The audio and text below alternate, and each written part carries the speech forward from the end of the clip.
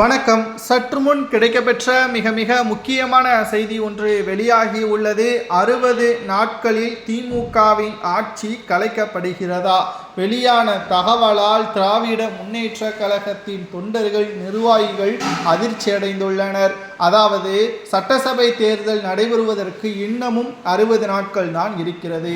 சரியாக 60வது நாளில் அவர் தனது ராஜினாமா கடிதத்தை ஆளுநரிடம் கொடுத்துவிட வேண்டும். ஆளுநரிடம் கொடுத்துவிட்டால் நேரடியாக அனைத்து முழுவதும் தமிழகத்தில் ஆளுநர் கட்டுப்பாட்டிற்குள் வந்துவிடும். இரண்டாவது முறை திமுக ஆட்சியை அமைத்தால் மட்டும்தான் இரண்டாவது முறை ஆளுநர் மாளிகையில் ஸ்டாலின் அவர்கள் பதவியேற்பு விழாவை நடத்துவார்.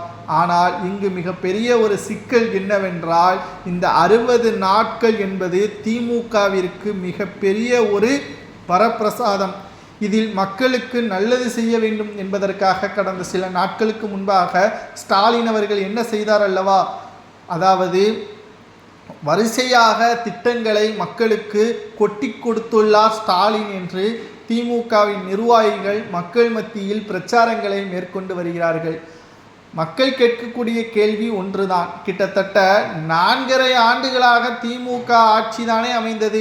அப்பொழுது என்ன செய்தீர்கள்? இப்பொழுது 60 நாட்களில் உங்களுக்கு எதிராக போட்டிகள் அதிகமாகிவிட்ட காரணத்தினால் இப்பொழுது செயல்படுத்த முடியாத திட்டங்களை, அறிவிப்புகளை போட்டு அதை ஜூலை மாதத்தில் கையெழுத்து போடக்கூடிய ஒரு சூழலை உருவாக்கி இருக்கிறார்.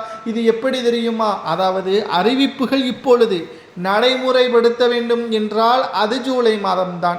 மே மாதத்தில் ரிசல்ட் வந்துவிடும். அப்பொழுது ஸ்டாலின் அவர்கள் ஆட்சி அதிகாரத்தில் இருந்தால்தான் அதை அவர் செயல்படுத்துவார். அது ஜூலை மாதம் செயல்படுத்துவாரோ அல்லது இன்னும் 2-3 ஆண்டுகள் கழித்து செயல்படுத்துவாரோ என்பது அவருக்குத்தான் தெரியும். ஆனால் மக்கள் இதை நன்காக கவனித்து கொள்ள வேண்டும்.